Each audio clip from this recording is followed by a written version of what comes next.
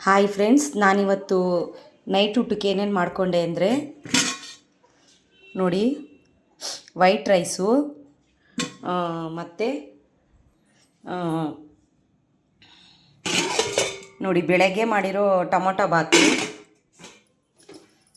ಮತ್ತು ಅದಾದಮೇಲೆ ನೋಡಿ ಇವಾಗ ನೋಡಿ ಫ್ರೆಂಡ್ಸ್, ಚಿಕನ್ ಹಾಕ್ಬಿಟ್ಟು ಫ್ರೈ ಮಾಡಿದೆ. ನೋಡಿ ಈರಿ ಗುಂಡಿಗೆ ಹಾಕ್ಬಿಟ್ಟು ಕೋಳಿದು ಈರಿ ಗುಂಡಿಗೆ ಹಾಕ್ಬಿಟ್ಟು ಚಿಕನಿಂದು ಫ್ರೈ ಮಾಡಿದೆ. ಮತ್ತು ನೋಡಿ ಚಿಕನ್ ಸಾಂಬಾರು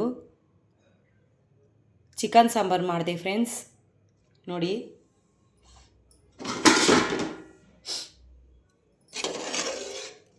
ನೋಡಿ ಚಿಕನ್ ಸಾಂಬಾರು.